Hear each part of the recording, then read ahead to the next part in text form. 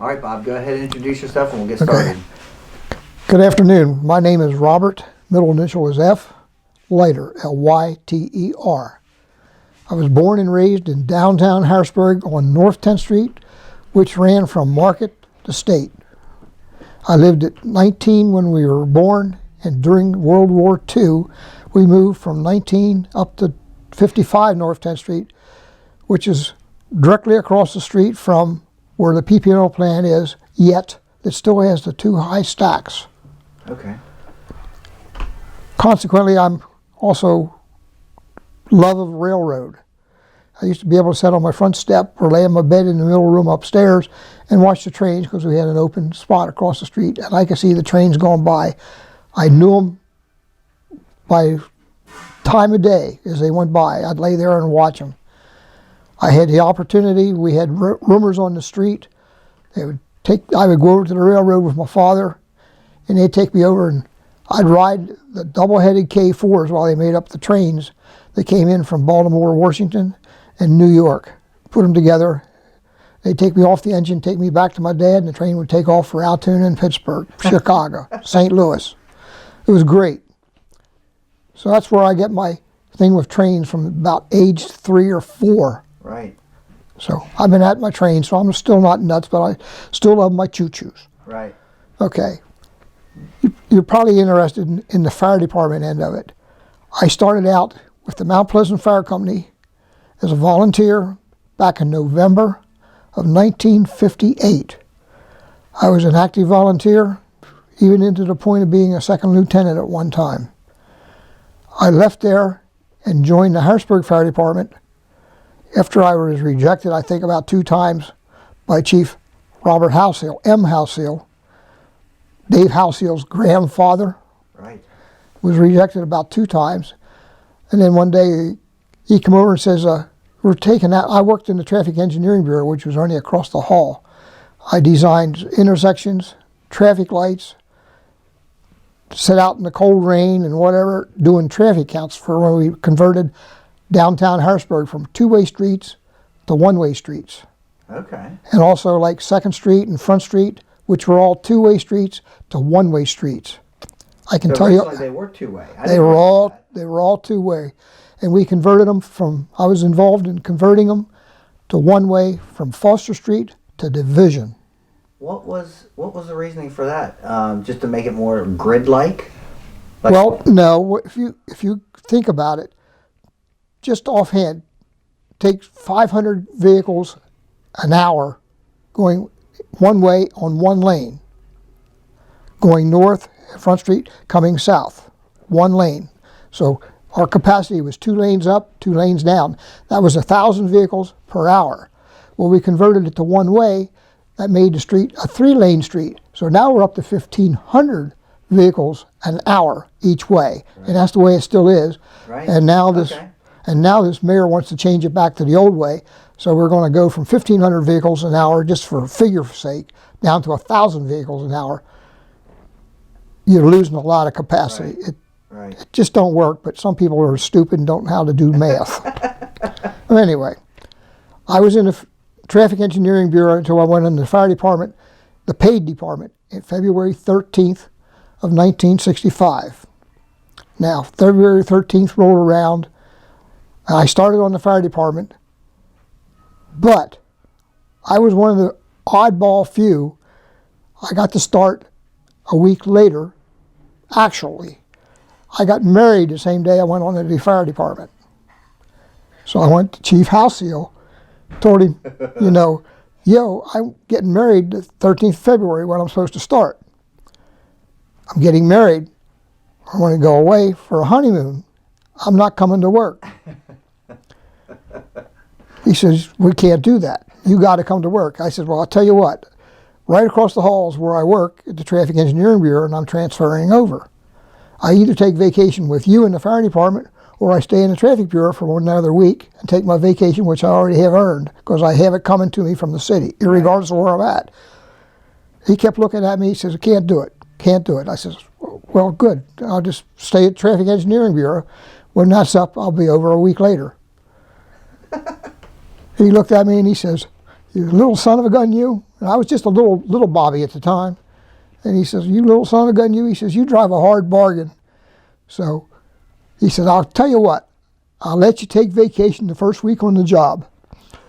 So U.S. George Harvey Jr., he and I went on together. And of course, John Holtz, who was killed in Vietnam, he was an aircraft pilot for helicopters and got shot down and killed.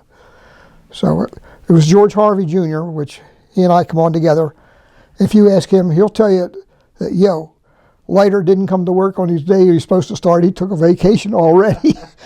So I started on vacation. Not paying, I don't think I'm the only one that ever did that. Anyway, so I was there from 1965, February 13th, until I retired, which was April 12th of 2003. So that equates to... I got to work with you for a very short period of time. Yep, that equates to 38 years and 2 months. And if you want to look at it, about 2 days or something like that, but whatever. Who counts? But anyway, that's about it. I got the job of working in the office at that time. Well, before you go there, when you got hired in '65, what did they do training-wise for the new hires? Was it all on the job? All on the job. All on the job. There was no such thing as a school like there is at Hack or anything like that. We went on the job. They had some houses we'd burn. Cameron Lawn, which was down on South 19th Street, between that and Cameron Street, where the parkway goes through. Okay. That used to be the Underground Railroad was in there. Okay. They had a big mansion. In fact, my wife lived in that mansion with her brother on the first floor before it was ever torn down. And we used to play down there. There was a carriage house in off the South 19th Street. And then the grandkids, or the little kids down there, they found these underground holding places, which were big, like a Quonset hut, buried in the ground with stone, curved roofs, and there was steps that were very steep just to get down to get in it. Oh, wow. At one end, and the other end just had a big opening, maybe 12, 15 inches square opening for ventilation. And that was where they put the people they were moving north on the Underground Railroad. Wow. They stayed in these little holes in the ground. Yeah. And then, of course, when they built the incinerator, they tore down the whole row of service houses. There was a whole row of them, 6 or 8 houses in a row. That was the servants' quarters. And the big mansion, which was at the top, was a 3-story place, big place with a big basement. And that all got torn down, no recollection of it. It's entirely gone. They lost it. History went down the drain. Yeah, right. Now, what type of schedule did you work in '65? It was 4 days on, 2 days off, 4 nights. 4 daylights. 2 days off, 2 days off. 4 nights. 4 nights. 2 days, 2 days off, 2 days again, 4 nights. Oh wow. That's the way it was. It was like a 60-some hour week. How many shifts? It was 3. 3 shifts. And right off the get-go, I mean, what shift did you get assigned to do your training or whatever? I just got the chance to do it. Most of it as a volunteer. I got most of my training there. So badge number? When I got on, I happened to have the pick of what I wanted, and I picked badge 80.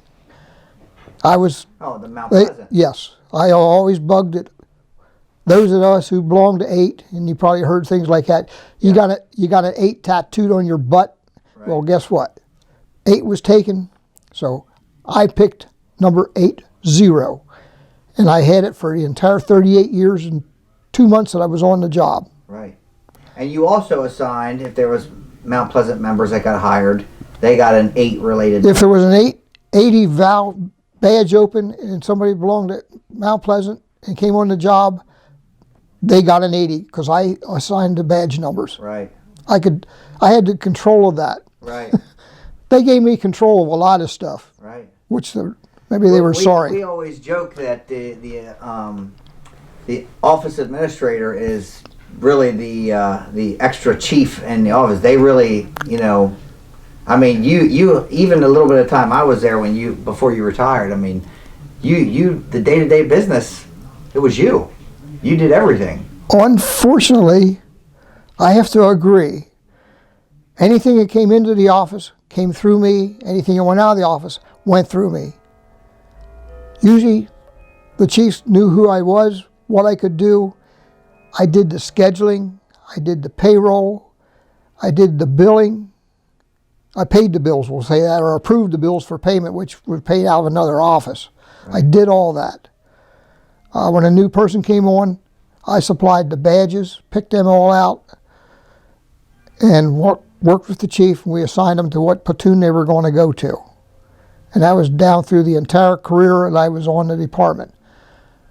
I set up a lot of things which are still there. How you pick vacations, which used to be a real pain. It took months to do the vacation when we did it, because you had to contact everybody in order, and they were all anywhere over the country running around, and you had no idea. And when I came up to somebody else that I had to get by, and they weren't around, I had to wait till they came back from vacation or wherever they were, hunting out in the woods or something like that for a deer for 2 weeks. Yeah. They just disappeared, and I had to wait till they come back so I could go to the next person. So I helped instituted the meeting for vacations. You be there or have a proxy there. Right. And it made it so nice. You went in an hour, hour and a half. Everybody knew what their vacation was. And you didn't change. If you changed platoons, you still had the same week or the same numbered week. Right. And it would change either 2 or 4 days, whichever way it was going. Right. And as far as I know, it's still that way. Yeah. Injury reports, if you got hurt, you called me. I filed the report for you. I did all that. If you had a problem, come to me. I'd work it out, see what I could work out, go to the chief, get answers, and then turn it over to him, and he would do the disciplinary things. Oh, right. I had the unfortunate job of calling you up, take off these days. You're taking them with pay, or you're going to get them without pay, or something like that. Oh, right. And of course, the chief house seal, he always made sure that you never accumulated days, because that was something that's hanging over your head, that you have to have people off. Right. So he would go in at night and he would check my books. Every night he would check my ledgers. And I did it all by hand. There was no computers. Right. Did it all by hand. And in the morning, I'd go to work. He'd bring your books in here. I want to go over something. So I had to take the books in, and he'd want to know why this was this way, this was that way. And I'd explain it to him. And as far as I know, as I can remember, I never lost. I never lost the argument. I always won, after I proved to him what I did and why I did it that way. Right. And he just questioned me, but he never won. Yeah. Which I laughed. I thought it was funny. Well, I mean, you were in the position for so long. Yeah. To those of us on the job now, there's very little known who was in that position before you. Now, at the time when you got hired in '65, there was 3. How many chiefs was there? 3. Well, there's basically, it was two big chiefs. It was Chief Halseel, and then prior when I come on, it was Chief Halseel and Chief Swartz. And then there was Chief Halseel, and then there was Elmer W. Shover.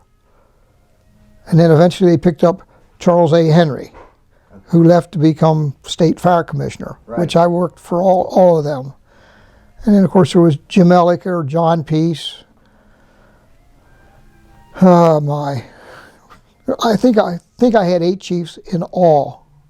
So, Well, do you know who filled your position prior to you getting hired in '65? Yeah, there was actually 2 people. D. Edgar Fox was there. Actually, Lee Boone was the one that was in the office. He was getting ready to retire and left. So they brought D. Edgar Fox in, who was a battalion chief. Okay. And he filled in the week, 2 weeks, that in between Lee Boone and when I come on. Oh, wow. So he was there, and And then he decided to take vacation, and I was on my own for at least a week. Like, wow. What to do? Yeah, so I had a lot of learning real fast. Yeah. Within a week, I learned the whole thing. Right. And at the time then, we had the radio room then? Did we have the guys working in the radio room? No. We had a radio room at one time, and I'm trying to think when it happened. The radio room was in the office at one time. We were in the second floor rear of the old City Hall at 423 Walnut. Right. And we had the radio room, which was in the back corner room. Okay. And we had around-the-clock radio.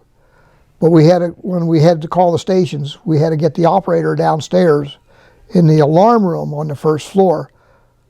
City Hall operator. She received the calls and then transferred them up to the radio room to dispatch it. Okay. So that's the way that goes. And you had to call them by phone and what have you. Things weren't anything like it is nowadays with radios and right. what have you. I mean, it was wow. Right. And they were around the clock, though. And then they finally moved them downstairs to the basement. And then when the floods came, they had moved us back someplace else out of the flood zone because it flooded. Right. The radio room would flood downstairs.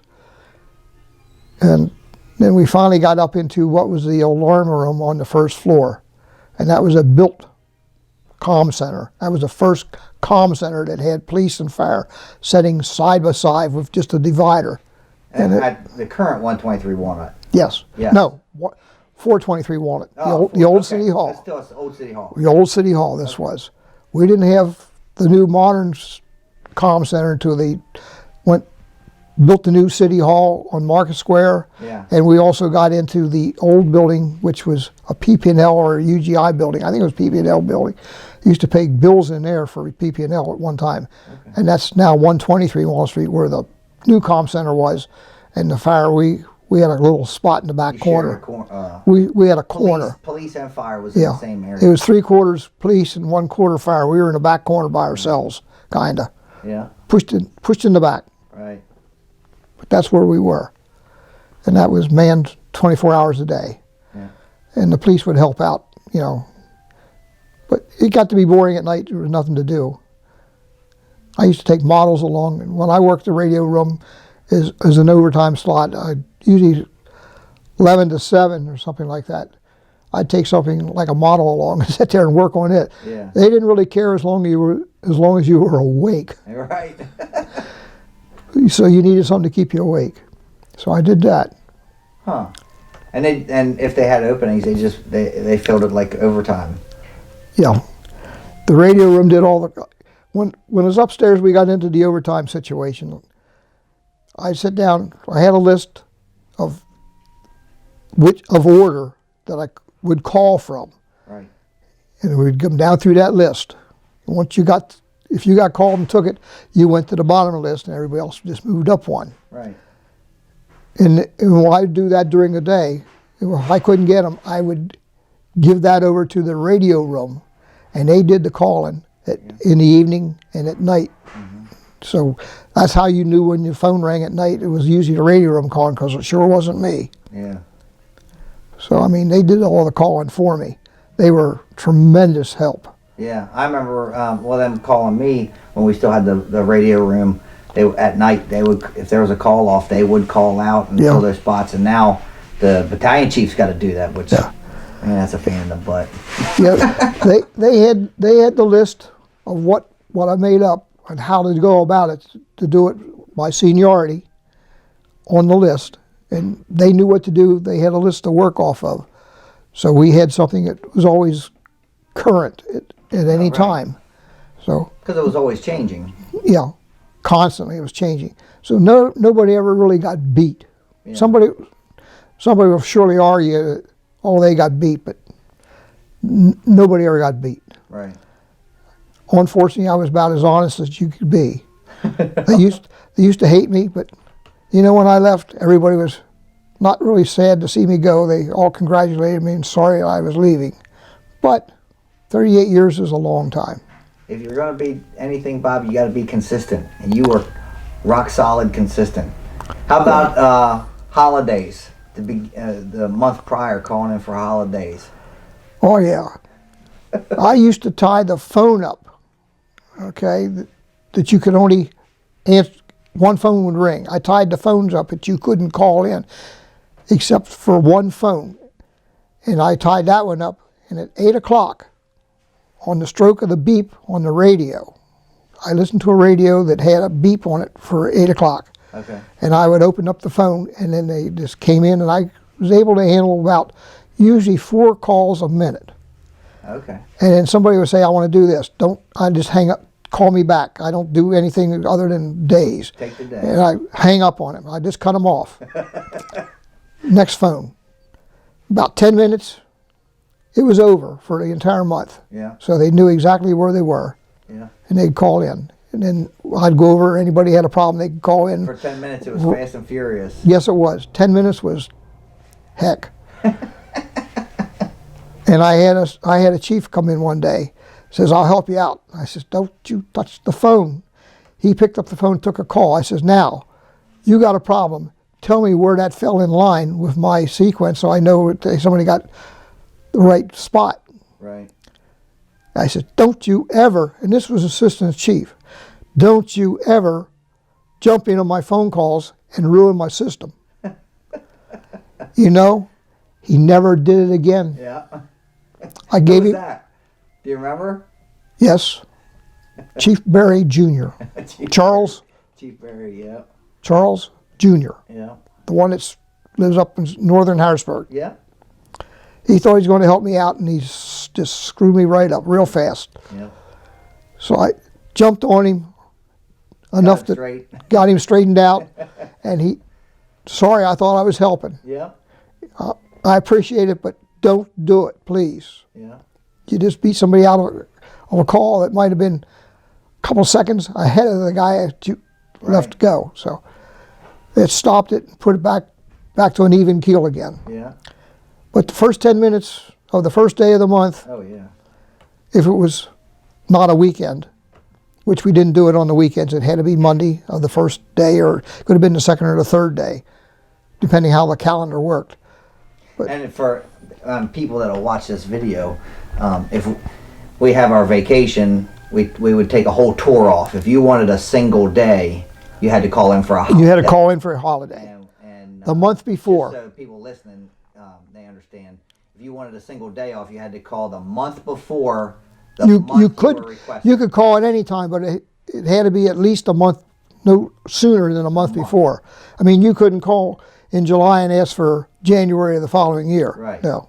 You could call the first Monday, the first business day of December. You would call for January holidays. Right. Right. First day of the month prior to the month you month, want. right. That's how much advance that you could get. That's the most advance you could get. Yeah. You could call the first of the month for the last day of the next month. Yeah.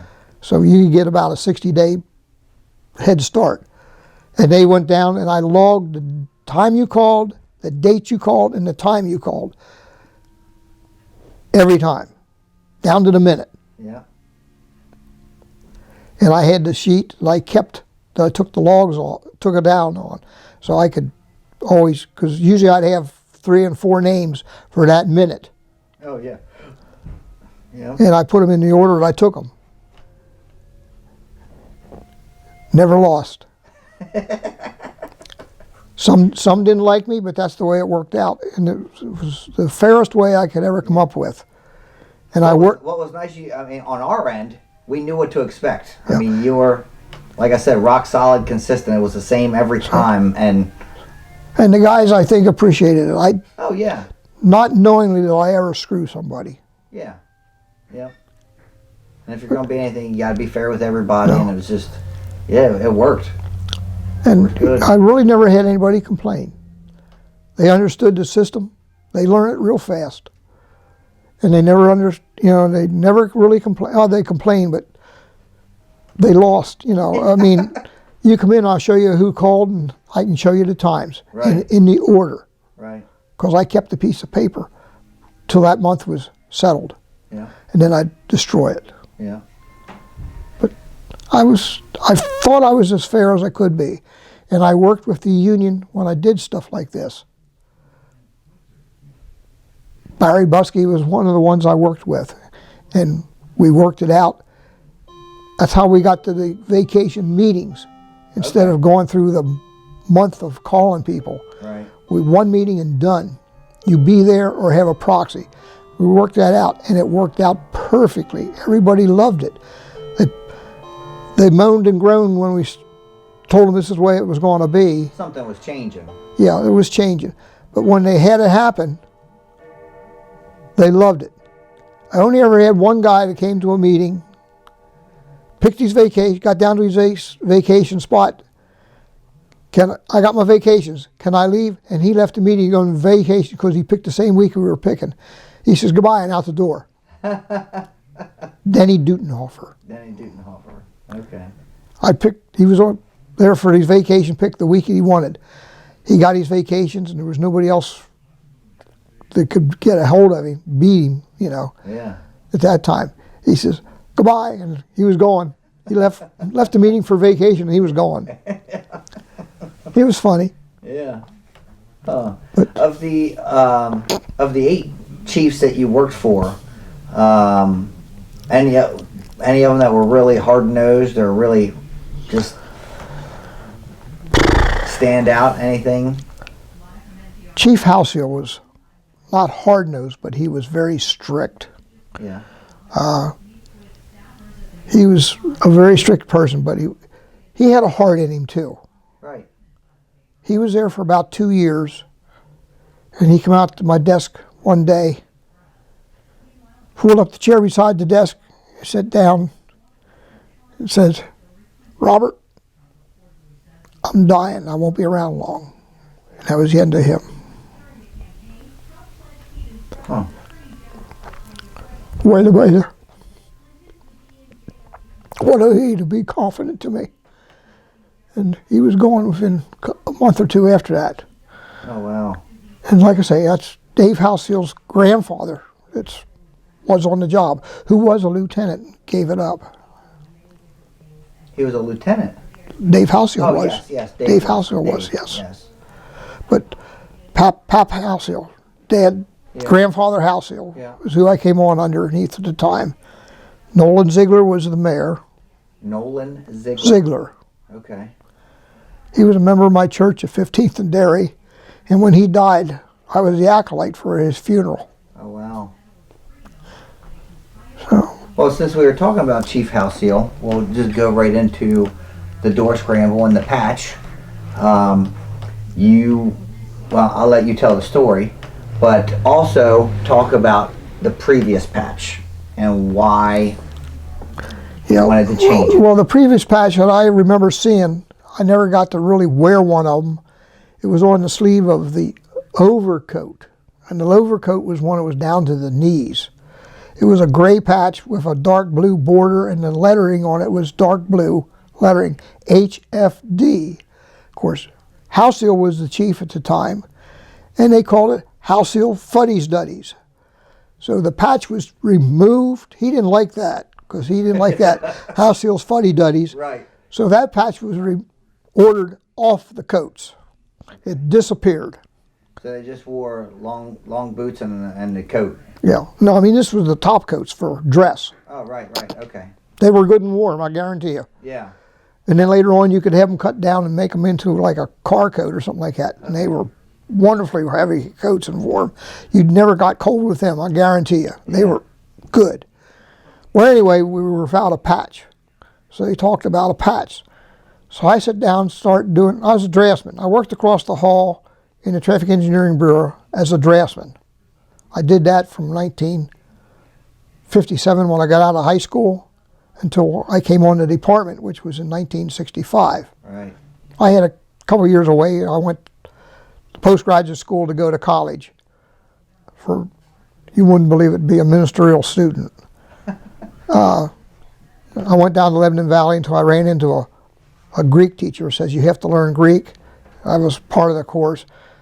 I learned the Greek alphabet and could pass the test on that. Other than that, I couldn't make it. And I says, that's it. Just let me out of school. Or give me back my money I can and give it back to my parents. Right. So that was the end of my ministerial career. But I still like my church and what have you. But anyway, we were without a patch. And being a draftsman, he said, would you come up with some designs? So I come up with some designs, drew them up full size, presented them to the chief, see what they thought. And it turned out to be, it's the patch, it's the emblems on the side of all apparatus, on the doors of the apparatus. Got together with Les McClure, and he got a hold of the people, and we had the decals made for it. I don't know how many we had made up, because it took all the vehicles, 2 for each vehicle, the cars and everything else. Right. It's still the patch, or the design. Consequently, we were without a shoulder patch. So they said, uniforms. For the uniforms, your dress uniforms, or your work uniforms even, right. that you have. We need a patch. Can you make that patch reduce the design that's on the doors? Just reduce it. So I reduced it, but you can't have all the lettering that's on the doors of the apparatus and cars on the shoulder patch. So you'll see Harrisburg is not Harrisburg, it's HBG, PA, and stuff like that. So that's where that patch came from. So I did that. Wasn't too long, and I was on the job when we did that. So that would have been late 60s. Yeah, somewhere, like I say, somewhere between 65 and the end of 60s. Those doors, well, we refer to them as the door scramble, the circle. Okay. And then our patch. So we've had that patch consistently. Since that point, right after 60s. that. Yeah. And then when Chet came around, Chief Henry, Charles that is, because his brother Ed was on there also as a chief. Yeah. When Chet come on, he come out with like the military type stuff. We come out with the HFD and the number for collar brass. We never had collar brass Chet. up until, yes. Chet came up with the collar brass. He came up with the collar brass. That's when we come up with the HFD and then your number. And then the two, that time we wore the single, grays. yeah, it was the grays. And then we got into the trumpets for officers on the collars at the same time. Okay. The whole deal. Up to that point, we never had that. So Chief Halcyon got the patch redesigned, and Chet came in. Basically, I would say it was him, or maybe even into Monk Shover, but I think Chief Halcyon worked on Chief that. Halcyon came to you originally. Yes. Right. And then you said Chet instituted all the formalized collar brass and identification. I am not sure of the date, but Jason, if you look at, I gave you a copy of the drawing that I used. If you look at the date, you could probably get the date on it. Yeah, I want to say, just shooting from the hip, I want to say it was like 69. It might have been. I don't remember. I have I have the original drawing. Yeah. That was used. Which you gave me one. I'm It going was to a copy. Allison. Right. Yeah. Right. But the dates on that, and I can't tell you. I'll have to go back to my file and see if I can find it. No, that's fine. And then we had the Chet, the collar brass. That's when the collar brass was instituted. That was just a gray button-up shirt. Yeah. Prior to that, we had denims, Okay. dungarees, Right. denim shirts, dungarees, denim jackets. Okay. That's all we had. Used to get them from the Boston store. We used to have a guy. We used to get them up on Front Street, next to where McDonald's is at Front and Linglestown Road. He had a house. There was a guy that dealt in clothing and stuff like that. Chief Halcyon, we used to get it from him, and I can't even tell you the name. But then we wound up getting it from the Boston store at 3rd and Broad. Okay. You go in there and get your clothing. Yeah. That was nice. You could go get your clothing. Before that, you used to get the clothing came in boxes. And the chief and I would go to the Shamrock, Right. front room and the second floor of the Shamrock, and lay out all the clothing and then start tying it together and putting names on it to distribute it. Right. What a mess that was. Despised it. But then that's when the shop was at the Shamrock. Oh, right. The rear of the first floor. Yeah. There. Yeah. All the, well, how many mechanics did we have then? Two. Two? Yeah. Ed Menser was a head mechanic, and Charlie Eisenacher. Yeah. And then later on we And picked... that's where they got fuel too, right? At the Didn't the Shamrock have a fuel pump or? Yeah, the fuel was in the back. The fuel pump was in the back alley of the Shamrock. You pulled in there and filled up. Oh. And but that's where everybody went to the Shamrock for fuel. That's the only time people got to go to the Shamrock. I mean, the neighborhood was nobody bothered you, and across the street was just the cemetery, and nobody over there talked to you. Oh yeah. I mean, you get a tour of duty or a night at the Shamrock. It was the most lonely place in the world. Yeah. You were by yourself, and nobody talked. There was nobody in the area. Nothing. The only thing you could see is cars going by. Yeah. And then eventually, years later, the squad, after they wrecked the squad at 17th and Paxton, the squad then was kind of moved to the Shamrock even before that. That's where it was coming out of. And then it finally got moved to the PV up at 21st and State eventually, when we got Dumbo, as they called it. Yeah. The big CF squad. Huh. But a lot of things, and just, it's funny how things happened, you know. Yeah. Was that, well, they were all single driver houses then? At one time, yes.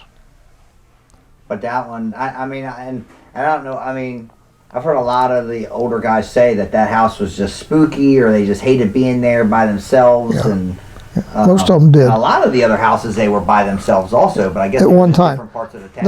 The Paxton got to have more than one person, because they had, usually the ambulance was down there plus an engine. When did we get rid of the ambulances, Bob? Do you remember? We got into a Cadillac, and then we wound up, I got in a wreck at Cameron Market. Then we got a bigger box, which I ordered, was involved in ordering it. And I can't tell you, when River Rescue kind of came around, that's when the ambulance kind of died. It faded out. Yeah. Huh. I can't tell you the year though, but we're probably talking in this, maybe into the 70s or something like that. Okay. But when I ordered an ambulance, it was a box. It turned out that it was a good, Like a nice, traditional yeah. style ambulance. It was a Yankee coach. Yankee coach. It was, I would say that was in the 70s. Yeah.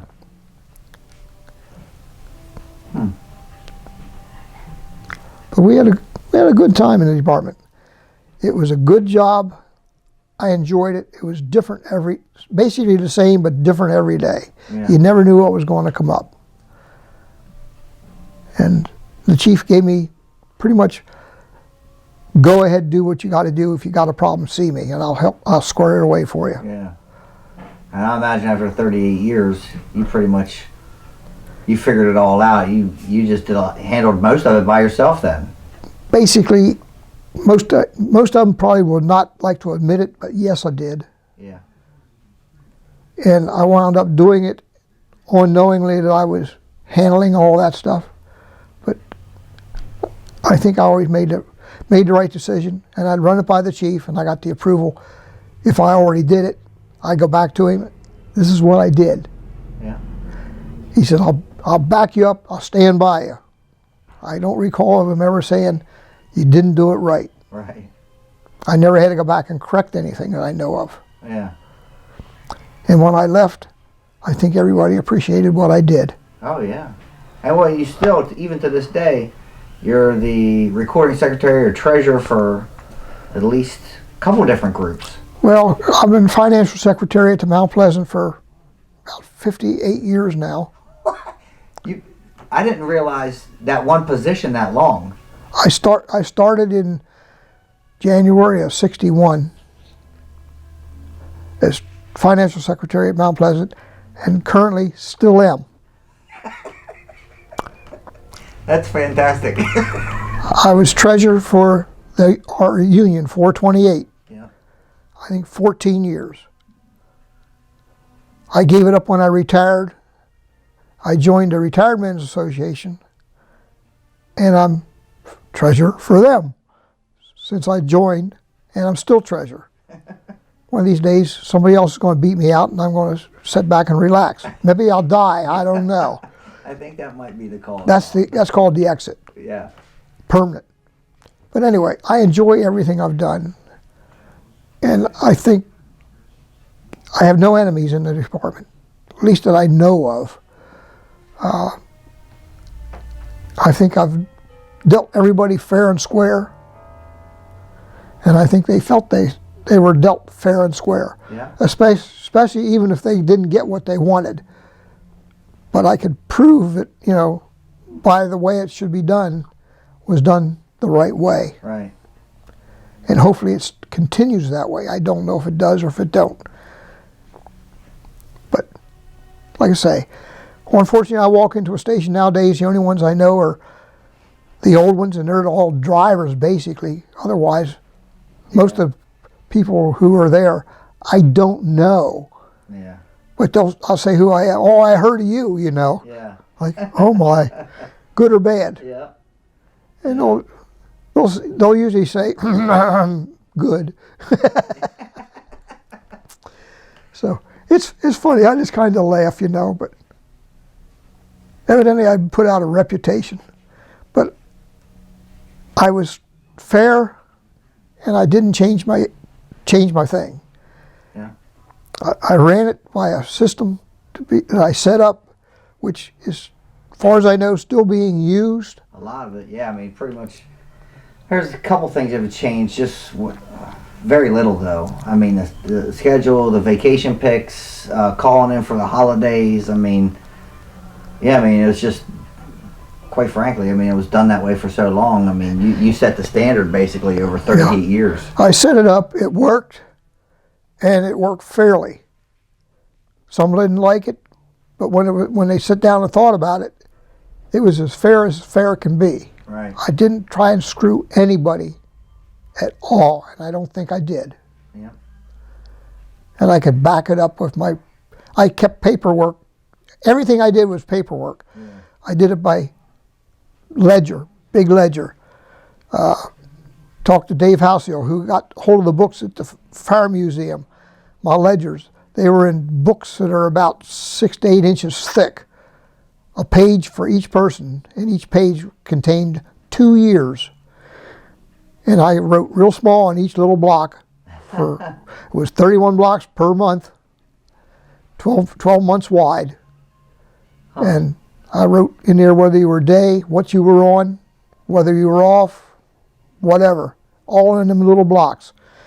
And if you ever go to the Fire Museum, possibly that's where I think the ledgers wound up at, they can show you what I did. And I did it all by hand. There wasn't any computers up until near the end. Yeah. Well, I remember when I got hired in 03, I was on the job for a few months until you retired. But even Metro at the time, they were trying to show us we could email or basically message each other through Metro. And I didn't understand, there was no cursor or anything. It was just hit enter or control and basically if you wanted to enter something, or you could just tab and type a letter in, and it was different for me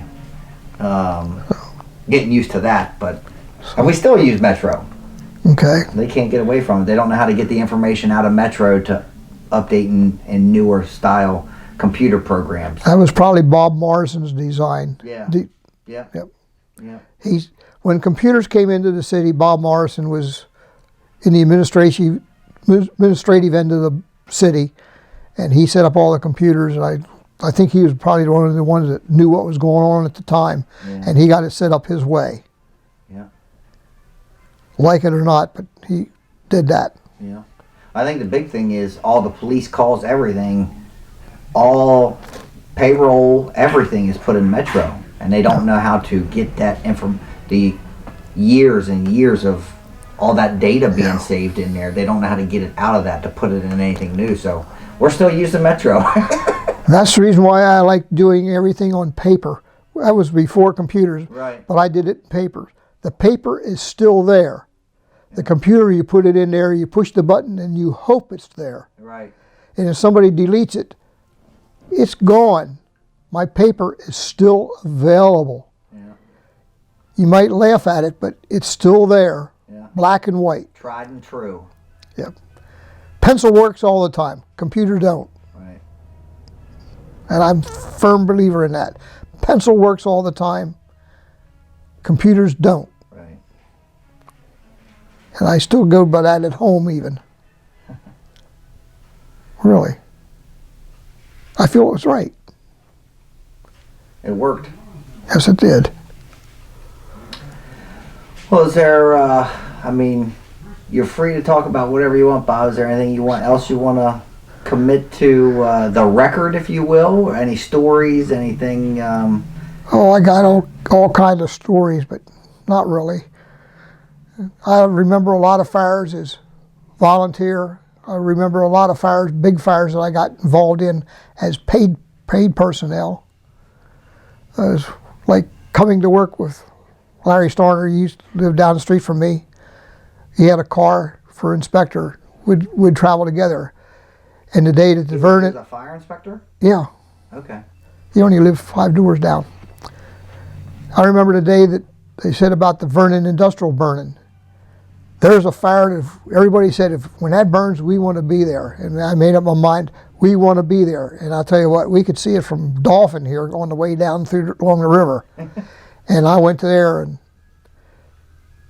Donnie Kunkel was chief at the time. And it jumped the street all the way across Vernon Street to a row of houses.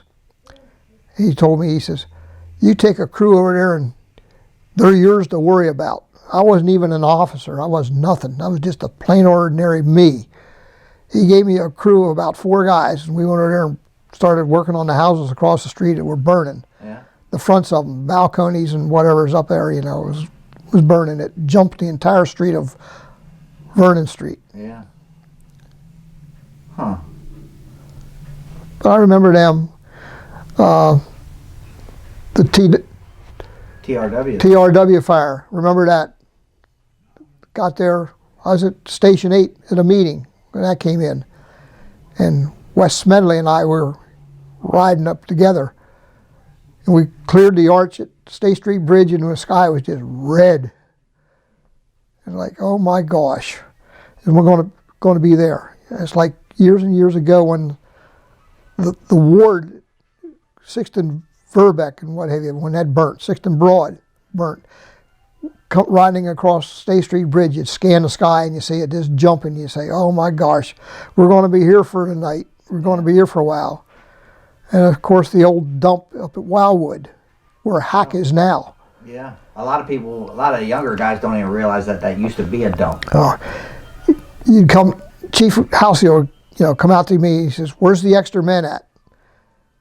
Sit down and figure out where the extra guys are at, and the engine would walk around and go around with the wagon, pick up the extra guys. And they went to the dump. 1,000, 1,500 feet of hose out across the dump, hooked to a hydrant, and you were there. You just buried a hose and left it flow. The rats spread the fire. Rats come up out of the hole in the ground burning, go over down another hole. Fire was spread. You'd be there for days, a week, 2 weeks in a row, every night, all night long. You ate your supper at the dump, saw the sunset, saw the sunrise at the dump in Wildwood. Unreal. Unreal. Yeah, we complain about going to CSR now, or the recycling plant, for trash fires, if you will. Or once in a while we go down to the incinerator, they have a fire, but nothing like that. But Hack is built on the dump. What was there? Well, There used to be a zoo at the dump up there, well, in Wildwood at the time. There was ball fields and a zoo and all that stuff. When nobody would know anything about that. a zoo, like animal zoo? A zoo. Yeah. Used to be one up there. Huh. Who had that? City. The city had a zoo. I'm assuming it belonged to the city. Huh. Where Hack is now. Yes. What kind of time frame was that? This was before I come on the job yet. It was probably back in the 40s, 50s, we'll say. maybe even the 40s. And I don't remember if we talked about it in the very beginning. Was your family in the fire service at all? No. No. I got my father to join out to Mount Pleasant. And what made you join? I wanted to join. I don't know why. Just to give a quickie on that, John Christian was, I always called him Uncle John. Well, he was kind of tied into my family. My wife's sister married a Bill Christian, which was John Christian's brother. Okay. So Uncle Bill was my real uncle by marriage. Okay. And of course, then John was basically nothing, but he was his brother, my uncle's brother. And all I ever knew him as is Uncle John. So that's how I got into the Mount Pleasant. Huh. So I joined in November of '58. So I went to the station, up to the station, had a walk at the time. We didn't have cars. And you were living. I lived at 10th Street, so I'd walk up the hill and go to the station. So I get to the station. Now, this is the funny part. I get up there. John's not there. Guy by the name of Walter A. Smith. He lived up in Zorka Street. Was the driver. So I go in there. Paid guy or volunteer? Paid. He was a paid guy. Walter Smith. Okay. I go in there, and he's the driver on duty. So I identify myself, who I am. He says, oh, yeah. He said, I knew you were going to come up. So I look at him. Now, this is November into December, you know. It's cold. Well, I look at this, and this kind of upset me. What's going on? I'm looking at this guy. He's got a beanie on. Okay. Like a Jewish beanie, you know, or whatever it is. He's wearing that. He's bald as a billiard ball, but not taking that into consideration. He's wearing it to keep his head warm. Okay? He's got glasses on. He has a patch on one eye. He had a bad eye, and he had a patch on to preserve that eye a little bit. Right. So I wasn't sure about this, so I put the gear away up in the rig, which was the old American LaFrance. Okay. 1940 LaFrance was what we had. I put my gear back on the rig and left because I had no gear. Walked home. He says, "What are you doing? I thought you went to the firehouse." I did, but I come home. He says, "What'd you come home for?" I says, "I went up there and here's some Jewish guy sitting there with a patch on his eye, and he's my driver." I says, so I left. So I found out later on the beanie was to keep his bald head, which he didn't have a hair on it, keep his head warm, and the patch was in kind of his eye. So I says, I got a Jewish guy with one eye is my driver. So I'm leaving, and I left. I come home. Walter turned out to be the best friend I had. And what have you. That's good. He turned out to be one of the radio men when they went to radios. Him and Norm Arnold, they were the original radio men. Well, Norm Arnold was... And Frank Wolford. They were the original radio guys. Huh. Oh, I would think it would be the same Norm Arnold. Norm Arnold was an Allison member. He was a... Well, this Norm, okay. Old man Arnold lived across the street from the firehouse. Your station. Yes, that's the one I'm thinking of. That's the old man. Okay. He's long gone. Yes. Norm Arnold Jr., who graduated with me in school in '57, was the son. He lived across the street. He was the photographer of the Patriot News. Okay. He worked for Allied Pics. Oh. Young Norm. I heard people say that they would go to... George Lazorchek was talking about that Norm Arnold would be taking pictures from... That was the junior. That was his son. Yeah, his father was old enough, drove fire department horses. Yes. He drove apparatus with horses. I have pictures of him. He fought in World War I. Yeah. And he drove... I think his badge was number 7. Okay. Yeah, I'll have to check. That was the old man, Yeah. Arnold. Norm Arnold. He lived across the street from the Allison. Yeah. And then his son was Junior, who graduated high school with me. And he was And he worked for Allied Picks, which was the photography organization for the Patriot. Okay. So a lot of people have black and white 8x10 pictures Yep. of fires. That's where they came from. Yep.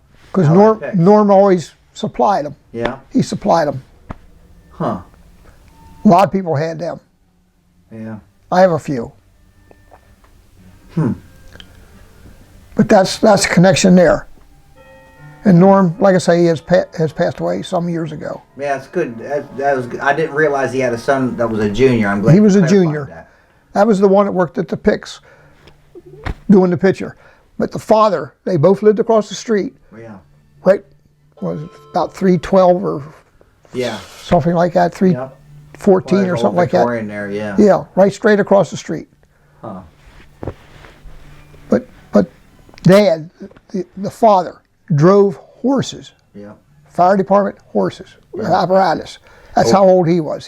He was a couple month or something like that short of 50 years in the department. They made him retire.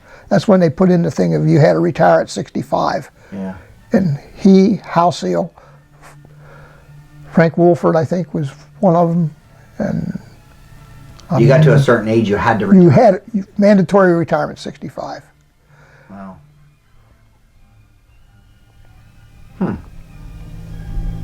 You had to leave, regardless if you liked it or not. And then people like McClure, he was able to, they circumvented or had the law change. It didn't have to be that you could stay there. Just stay longer. You could stay to 100 if you were healthy. Yeah. And that's how McClure ever got all his 50 or whatever years he's done. But Eddie Menser, I think, Wolfert, Norm Arnold, and whatever, they were the ones that had to leave with the 50-year deal or 65-year deal. It's pretty much about it that I can think of. No, I think it was good. I think it was. I spent. You have the old Allison ladder. I remember when that was put in service. I was working in the traffic bureau, and his first fire was the temporary buildings, state buildings behind where the main Capitol building where the fountain is now. Okay. There was like 5 what they called temporary buildings there while the other ones were being built, and they were still there, and one or two of them burnt. That's the first fire I think the Ladder 2. ladder 2, the Allison ladder 2 went to. Huh. I spent as a volunteer many an evening on the stick being used as a water tower. Okay. The Sears warehouse out on Paxton Street, about 28th and Paxton, right across the street from the county home. Yeah. That big long building across the street, that was a Sears warehouse. I remember being on the platform, which was a long platform, a dock for trucks. Okay. That in an open door on a 2.5, shooting through there, and then the roof that's over top of the dock started falling down. It had the rods on, you know, and the angle come up and anchored into the wall. The fire was burning, the wall started to give away, and the roof started coming down the road. I see it coming. I just let the hose lay, get up and run down the dock till I could get far enough ahead of it and bailed off the dock. Yeah. I spent the rest of the night on your ladder truck, Okay. being a deck gun Yeah. Just up on the end of the play pipe for the rest of the fire. Yeah. Hours there. Huh. And that was probably in 64 or 65. 64, I'd say. Because we got the call for a box at 19th and Paxton. So we go out down 13th Street, now Paxton Street, get out to Paxton Street, and the guy standing in the street just pointing, you know. We look up and there's this column of smoke, and it was out of the city, but we were about the first engine in. Yeah. Like, wow. Spent the night. And I've spent many an evening as a volunteer on your ladder truck. Huh. Prior to, this was after the old Allison wooden stick. Yes. Yeah. That's when they had that. And then we finally got all the wooden sticks out, and they usually, the new ones, the American Francis would be put in the station waiting to go in service, and we always wound up with a multiple alarm fire while they were setting out of service, yet new. Yeah. Always happened. Don't ask me why, but it did.